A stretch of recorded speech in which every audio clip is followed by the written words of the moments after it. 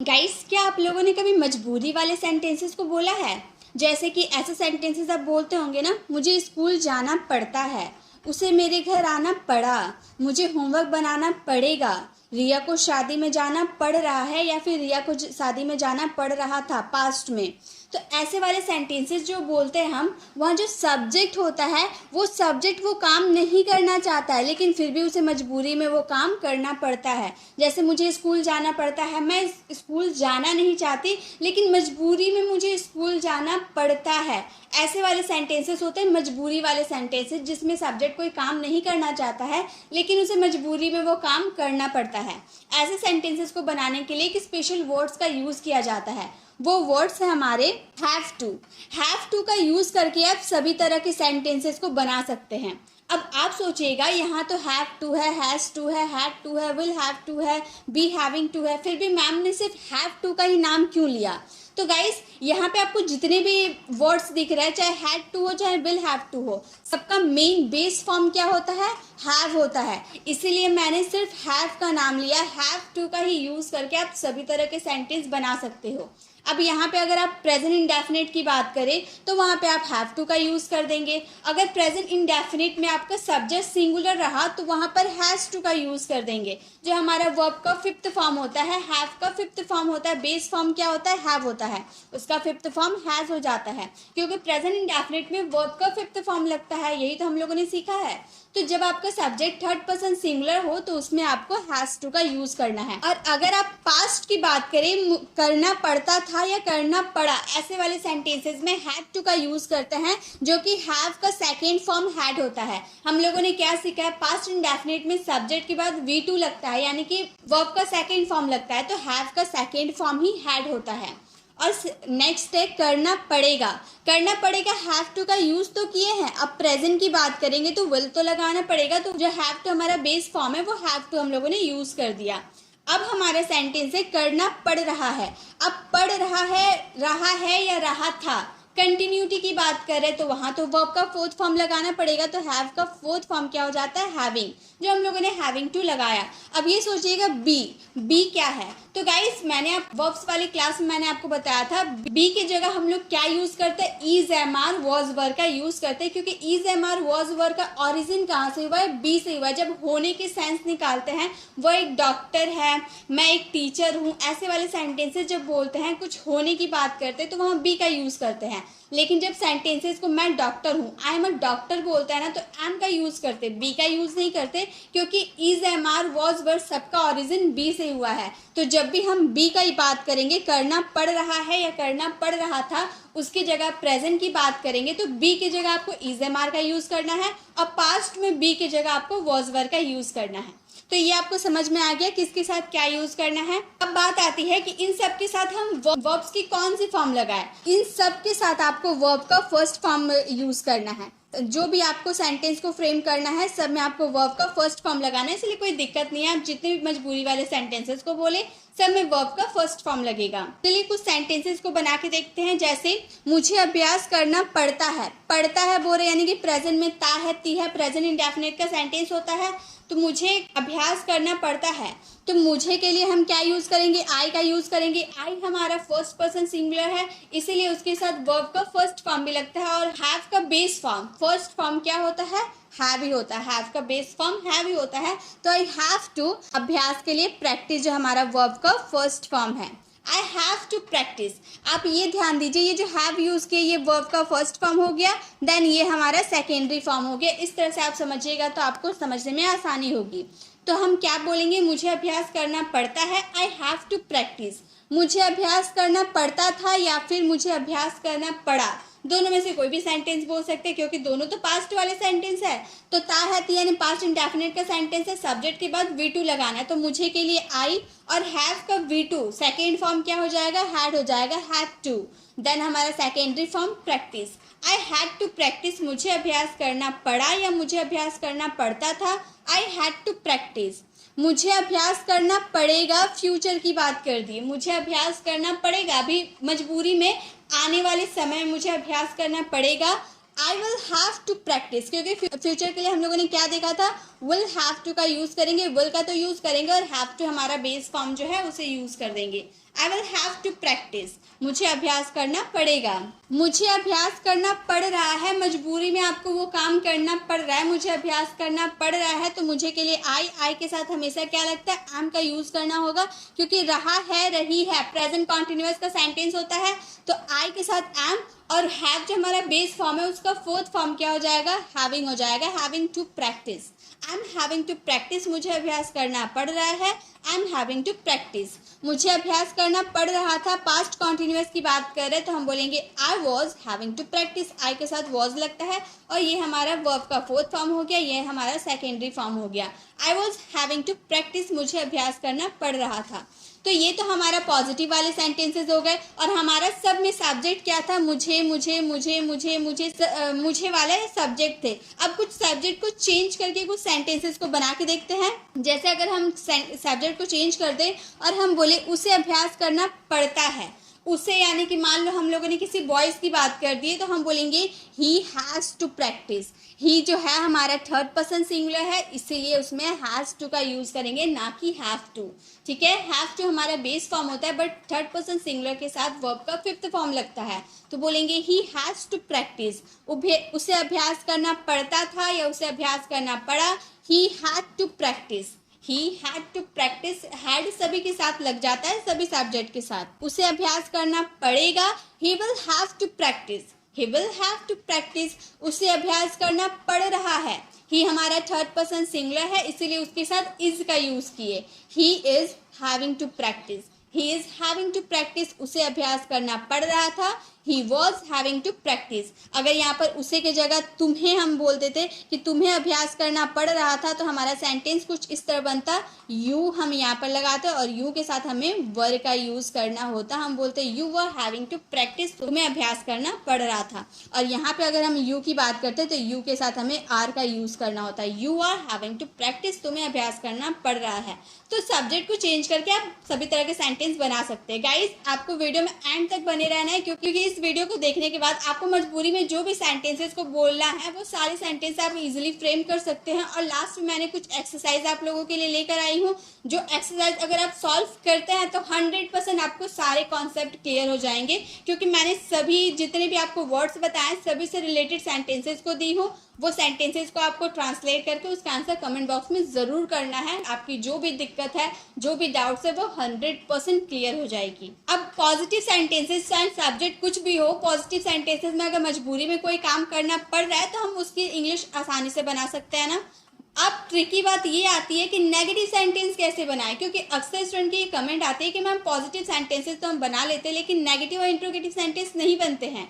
तो चलिए पहले हम नेगेटिव सेंटेंस देखते हैं, देन हम इंट्रोगेटिव सेंटेंसेस को देखेंगे। अगर नेगेटिव सेंटेंस बनाने का बात है तो हम सबसे पहले हमारे सेंटेंस से बोलेंगे उसे अभ्यास नहीं करना पड़ता है। उसे अभ्यास नहीं करना पड़ता है, नहीं यानी कि नेगेटिव सेंटेंस। तो हम बोलेंगे he has not to practice. क्या ये हमारा सेंटेंस सही है? He has not to practice. Next है उसे अभ्यास नहीं करना पड़ता है, he had not to practice. उससे अभ्यास नहीं करना पड़ेगा, he will not have to practice. उसे अभ्यास नहीं करना पड़ रहा है, he is not having to practice. उसे अभ्यास नहीं करना पड़ा था, he was not having to practice. तो गाइस, क्या ये सारे सेंटेंसेस राइट है? जो भी मैंने नेगेटिव सेंटेंसेस आपको बताए ये पांचों, क्या ये राइट है? तो गाइस ध्यान से सुनिए, आपका ये जो 3 सेंटेंस है ये बिल्कुल राइट है, बट ये जो 2 सेंटेंसेस है ये दोनों रॉन्ग है। ये इस तरह से नहीं बनते हैं। हैज़ के साथ नॉट लगा देंगे, हैड के साथ नॉट लगा देंगे तो हमारा नेगेटिव सेंटेंस नहीं बनेगा। हमें क्या करना पड़ेगा वो मैं बताती हूँ। तो आप क्या करते हैं, जब प्रेजेंट इंडेफिनिट में क्या होता है, ता है, ती है, ये हमारा प्रेजेंट इंडेफिनिट का जब नेगेटिव सेंटेंस बनाते हैं तो नेगेटिव सेंटेंस बनाने के लिए आपको कौन सा हेल्पिंग वर्ब की जरूरत पड़ती है? डू या फिर डज का यूज करना पड़ता है ना। प्रेजेंट इंडेफिनिट के लिए डू डज का यूज करना होता है, पास्ट इंडेफिनिट के लिए हमें डिड का यूज करना पड़ता है। यही तो हमारा नेगेटिव और इंट्रोगेटिव सेंटेंस बनाने का रूल है। तो फिर हम हैव नॉट, हैज नॉट क्यों लगाए? ऐसे नहीं बनते हैं नेगेटिव सेंटेंस। नेगेटिव सेंटेंस जैसे बोले उसे अभ्यास नहीं करना पड़ता है, बोलेंगे he does not have to practice. ये जो हैव है, हैज है, हैड है, ये तो हमारा वर्ब का फर्स्ट फॉर्म है। हैव हमारा वर्ब का फर्स्ट फॉर्म है, तो क्या वर्ब के फर्स्ट फॉर्म के बाद डायरेक्ट हम नॉट का यूज कर देंगे? यहाँ तो हम लोगों ने हैज के बाद डायरेक्ट नॉट का यूज कर दिया। ये तो हैज हमारा वर्ब का फिफ्थ फॉर्म है। तो कभी भी कोई भी सेंटेंस में क्या आप इस तरह के सेंटेंस देख, सब्जेक्ट के बाद आप वर्ब का यूज करेंगे, देन आपको नॉट का यूज करना है। क्या ऐसे सेंटेंसेस आपने कभी फ्रेम किए हैं कि जो भी आपका मेन वर्ब है उसके बाद नॉट का यूज होता है? ऐसा कोई सेंटेंस होता ही नहीं कि आपको मेन वर्ब के बाद नॉट का यूज करना है। आपको हमेशा हेल्पिंग वर्ब के बाद नॉट का यूज करना है, देन आपको मेन वर्ब का यूज करना है। इसीलिए हम लोग नेगेटिव सेंटेंस बनाने के लिए डज नॉट का यूज किए। ही डज नॉट, अब ही जो है, ही के साथ तो हैज लगता है, वर्ब का फिफ्थ फॉर्म लगता है। ये तो मैंने अभी आपको बताया था ना, जो ही के साथ हम लोगों ने हैज का यूज किया था, वर्ब का फिफ्थ फॉर्म। जब हम प्रेजेंट इंडेफिनिट के नेगेटिव सेंटेंस डू डज का यूज करते हैं तो वर्ब का फर्स्ट फॉर्म हो जाता है। हैव हमारा बेस फॉर्म है, ये हमारा बेस फॉर्म ही रह जाएगा। He does not have to practice, उसे अभ्यास करना नहीं पड़ता है। नेगेटिव सेंटेंस पास्ट इंडेफिनिट के उसे अभ्यास नहीं करना पड़ता था, यानी कि डिड नॉट का यूज करेंगे और डिड नॉट के बाद वर्ब का फर्स्ट फॉर्म आएगा। He did not have to practice, had का यूज नहीं करेंगे। अब हमारा बेस फॉर्म का ही यूज होगा, क्योंकि डिड नॉट के बाद बेस फॉर्म का ही यूज होता है। He did not have to practice. अगर हम फ्यूचर की बात करें, उसे अभ्यास नहीं करना पड़ेगा, तो बोलेंगे he will not have to practice. He will not have to practice, उसे अभ्यास नहीं करना पड़ रहा है। He is not having to practice, उसे अभ्यास नहीं करना पड़ रहा था। He was not having to practice, तो आपको क्या करना है, प्रेजेंट इंडेफिनिट में जब आप नेगेटिव सेंटेंस बनाए और आपको मजबूरी में कोई काम करना पड़ रहा है, तो उसमें डू या डज नॉट का यूज़ करें, पास्ट इंडेफिनिट में डिड नॉट का यूज़ करें, और बाकी जो आपका फ्यूचर वाले हैं या फिर प्रेजेंट कॉन्टिन्यूअस है, पास्ट कॉन्टिन्यूअस है, उन सब में हेल्पिंग वर्ब के बाद आपको नॉट का यूज़ करना है। विल हमारा हेल्पिंग वर्ब है, उसके बाद नॉट का यूज़ किए। इस हमारा हेल्पिंग वर्ब है, उसके बाद नॉट का यूज़ किए। वॉज हमारा हेल्पिंग वर्ब है, उसके बाद नॉट का यूज़ किए। तो नेगेटिव सेंटेंस आपको समझ में आ गए। अब नेगेटिव सेंटेंस अगर समझ में आ जाते हैं तो इंट्रोगेटिव सेंटेंस तो आसानी से बन जाते हैं। क्यों? क्योंकि हमारा जो सेंटेंस होता है, क्या उसे अभ्यास करना पड़ता है? तो क्या जब हम बोलते थे, यानी कि यस नो वाले क्वेश्चन हो गए, हेल्पिंग वर्ब का यूज स्टार्टिंग में करना है। मैं यस नो वाले भी क्वेश्चन बताऊंगी, WH फैमिली वर्ड्स वाले भी क्वेश्चन बताऊंगी, ठीक है? तो उसे अभ्यास करना पड़ता है। Does he have to practice, does he have to practice, उसे अभ्यास करना पड़ता है। क्या उसे अभ्यास करना पड़ता था पास्ट में? Did he have to practice, did he have to practice. क्या उसे अभ्यास करना पड़ेगा आने वाले समय में? Will he have to practice, will he have to practice. क्या उसे अभ्यास करना पड़ रहा है? Is he having to practice, is he having to practice. क्या उसे अभ्यास करना पड़ रहा था? Was he having to practice, was he having to practice. तो इस तरह से आप इंट्रोगेटिव सेंटेंस को बना सकते हैं। अब एक क्वेश्चन है जो बहुत ही कंफ्यूज करते हैं। क्या है वो क्वेश्चन? मुझे जाना है या मुझे जाना पड़ता है? ऐसे वाले सेंटेंस आप बोलते हो ना, कभी कभी बोलते हो ना मुझे जाना है या फिर मुझे जाना पड़ता है। तो इन दोनों की इंग्लिश कैसे बनेगी? मुझे जाना है के लिए बोलेंगे आई हैव टू गो, मुझे जाना पड़ता है के लिए भी बोलेंगे आई हैव टू गो। तो पता कैसे चलेगा कि आप अपनी मर्जी से जा रहे हैं या फिर मजबूरी में जा रहे हैं? पता कैसे चलेगा जब आप इंग्लिश वाले सेंटेंस को बनाइएगा?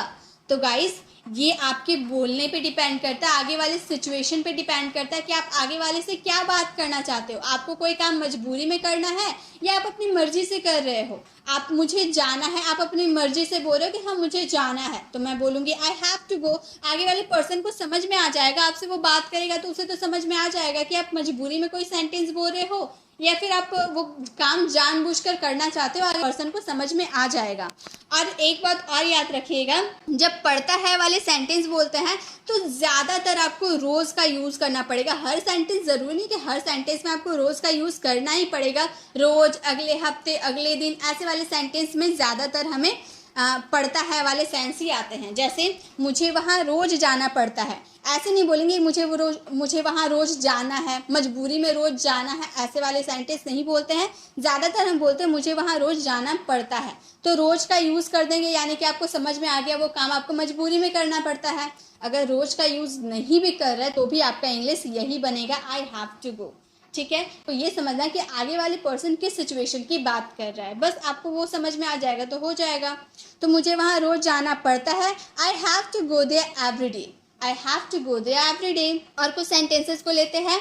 रिया को हर रोज अपनी बॉस की बात माननी पड़ती है, तो हर रोज की बात कर दी, यानी कि मजबूरी में उसे माननी पड़ती है। Riya has to listen to her boss every day, अगर रोज की बात नहीं करते, रिया को बॉस की बात माननी है ऐसे भी बोलते तो भी हमारा इंग्लिश सेंटेंस यही बनता, Riya has to listen to her boss every day. मुझे डॉक्टर से मिलना है या फिर मुझे डॉक्टर से मिलना पड़ता है, दोनों सेंटेंसेस एक ही है। हम बोलेंगे I had to see a doctor. बस बोलने पे डिपेंड करता है कि आप वो काम मजबूरी में कर रहे हैं या फिर अपने मर्जी से कर रहे हैं, वो बोलने पे डिपेंड करेगा। तो मुझे डॉक्टर से मिलना है, I had to see a doctor. उसे हर दूसरे हफ्ते मेरे घर आना पड़ता है, मजबूरी में उसे आने पड़ता है। He had to come to my house every other week. He had to come to my house every other week. मुझे उसे सजा देनी पड़ेगी फ्यूचर में, I will have to punish her. आपको पहले ऑफिशियल परमिशन लेनी पड़ेगी, आपको कहीं जाना है तो पहले आपको ऑफिशियल परमिशन लेनी पड़ेगी। You will have to get official permission first. You will have to get official permission first. तो ये बोलने पे डिपेंड करेगा गाइस कि आप कोई काम मजबूरी में कर रहे हैं या फिर जानबूझ के कर रहे हैं, ठीक है। अब आते हैं कुछ WH फैमिली वर्ड्स का यूज करके वो सेंटेंसेस को बनाते हैं। जैसे आपको अंग्रेजी क्यों सीखनी पड़ रही है, क्यों की बात कर दे, यानी कि WH फैमिली वर्ड्स वाई का यूज करेंगे। आपको अंग्रेजी क्यों सीखनी पड़ रही है, why are you having to learn English. Why are you having to learn English, आपको अंग्रेजी क्यों सीखनी पड़ रही है। आपको वहाँ कब जाना पड़ा, when did you have to go there। when did you have to go there, आपको वहाँ कब जाना पड़ा। पास्ट वाले सेंटेंस थे इसलिए डिड का यूज किए। आपको क्या करना पड़ता है, प्रेजेंट इंडेफिनिट का सेंटेंस है। आपको क्या करना पड़ता है, what do you have to do। what do you have to do, you के साथ डू का यूज होता है, इसलिए डू का यूज किए क्योंकि प्रेजेंट इंडेफिनिट है। What do you have to do, उसे कहाँ रहना पड़ता है, ये भी प्रेजेंट इंडेफिनिट का सेंटेंस है। यहाँ पे गाइस डज का यूज होगा। Where does she have to live, उसे कहाँ रहना पड़ता है। अगर हम बोले आपको कहाँ पढ़ना पड़ेगा, आने वाले समय में आपको कहाँ पढ़ना पड़ेगा, Where will you have to study। Where will you have to study, आने वाले समय में आपको कहाँ पढ़ना पड़ेगा। तो ऐसे आप WH फैमिली वर्ड्स का यूज करके अपने कोई भी सेंटेंस को फ्रेम कर सकते हैं। अब चलिए कुछ होमवर्क है आप लोगों के लिए, वो भी देख लेते हैं। 5 सेंटेंसेस है। पहला सेंटेंस, मुझे खाना बनाना पड़ता है। मुझे खाना बनाना पड़ा या फिर पड़ता था। मुझे खाना बनाना पड़ेगा, मुझे खाना बनाना पड़ रहा है, मुझे खाना बनाना पड़ रहा था। ये तो हमारे पॉजिटिव वाले सेंटेंस है। आपको पॉजिटिव सेंटेंसेस को फ्रेम करना है, इसका नेगेटिव सेंटेंस भी आपको फ्रेम करना है, साथ में आपको इसका इंट्रोगेटिव सेंटेंस भी फ्रेम करना है और इसका आंसर आपको कमेंट बॉक्स में ज़रूर करना है। इससे आपकी अच्छी प्रैक्टिस हो जाएगी और आपको हर कॉन्सेप्ट अच्छे से क्लियर हो जाएंगे। तो आपको वीडियो कैसे लगे, वीडियो को कमेंट बताना बिल्कुल भी ना भूले। अच्छी लगी तो लाइक ज़रूर करें और इसे ज़्यादा से ज़्यादा लोगों को शेयर करें, ताकि जो भी मजबूरी में सेंटेंसेस आप लोग बोलते हैं वो सभी आसानी से फ्रेम कर सकें। अगर अभी तक आपने हमारे चैनल को सब्सक्राइब नहीं किया तो सब्सक्राइब का बेल आइकॉन ज़रूर क्लिक करें, ताकि आने वाली वीडियोज़ की नोटिफिकेशन आपको मिलती रहे। मिलते हैं नेक्स्ट वीडियो में, तब तक के लिए कीप लर्निंग।